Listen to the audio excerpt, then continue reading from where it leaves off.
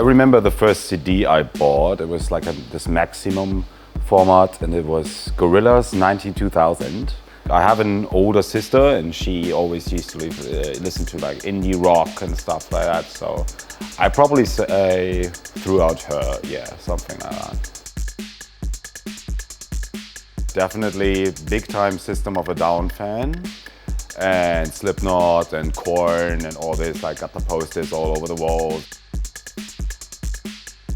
I learned to play the guitar when I was 12. Like this is, how I started to play music, make music, and pretty soon after that, I think I downloaded like Virtual DJ when I was 13 or something like that. Because it was always fun. I always liked going out, even in early days, and like loud music and stuff like that. So mixing from that, but yeah, and then pretty soon switched from the guitar to a synthesizer, I would say. Yeah. So yeah, 13, something like that.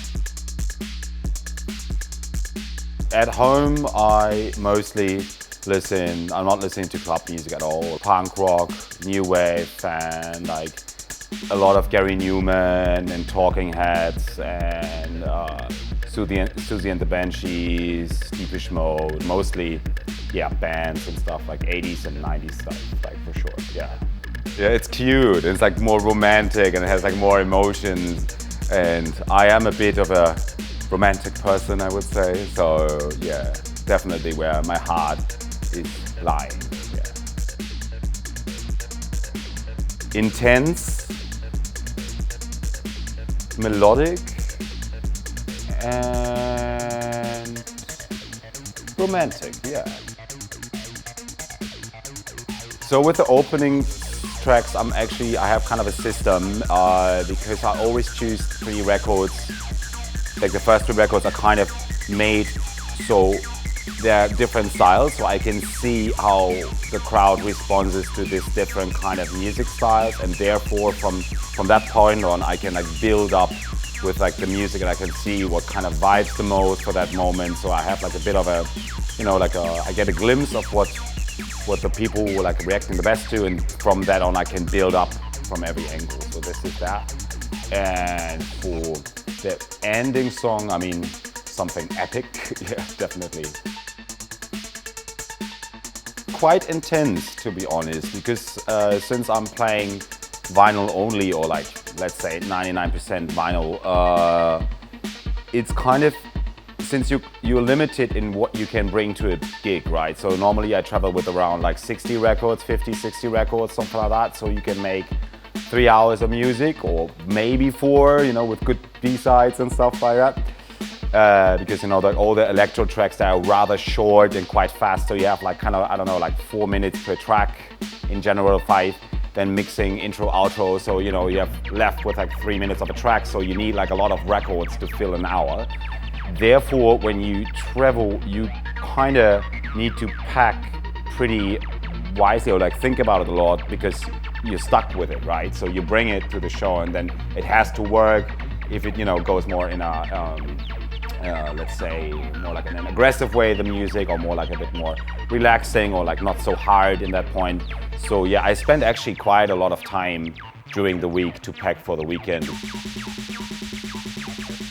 Toothbrush and big shirt, let's go, let's take it. I mean, depends on how long the tour is, right? But normally it's just like a t-shirt and a toothbrush, and then I run it with my dear friend Lukas Fischer, and it's more of a fun project, I would say, because we have like a residency night every 2 or 3 months at Golden Pudel Club in Hamburg, where I'm from and where I live.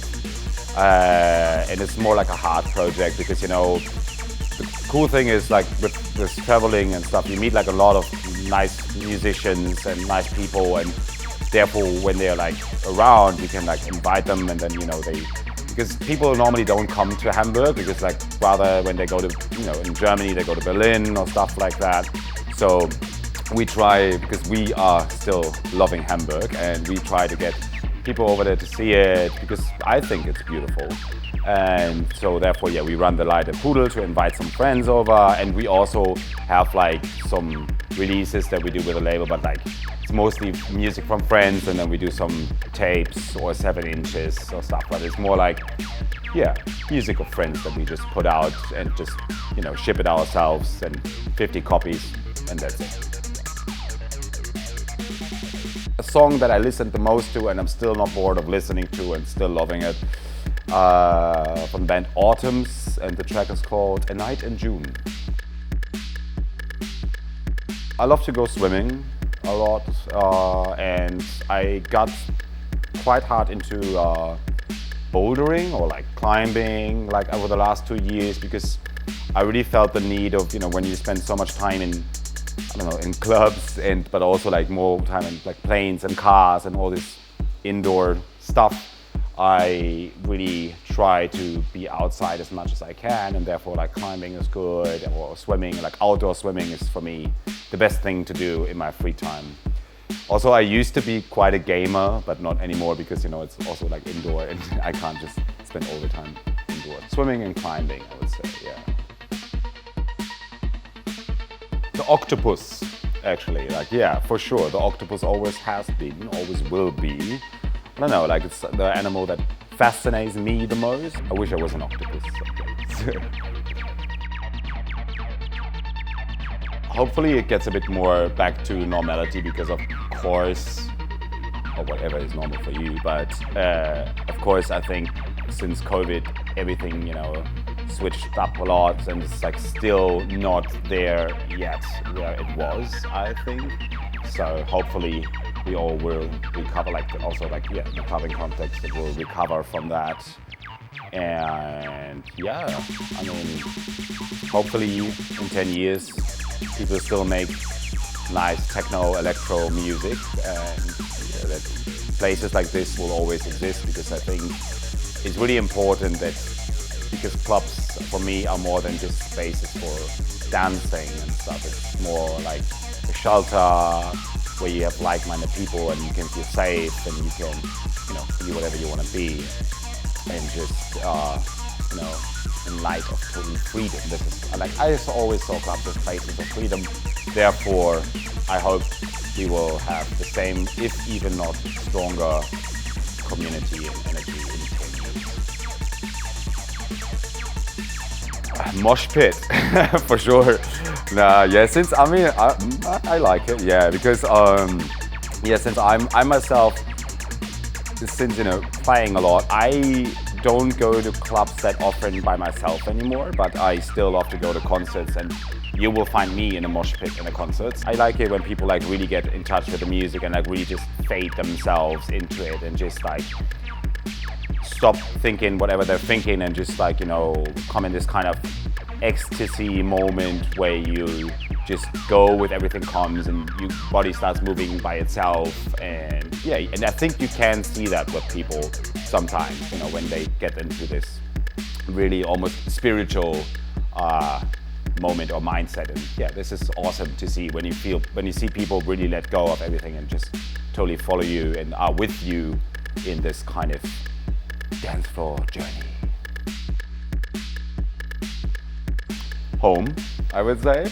Definitely became second home, and yeah, I would say for me, KHIDI, when I was first time here, it was like something I never seen before, and I was directly totally fell in love with the club and especially the crew, and there's so many nice people working here and so many nice people coming here, and yeah, definitely. Like, I think I would definitely say that Golden Pudel Club and KHIDI Club are my two most favorite spaces, I could say it like that, definitely.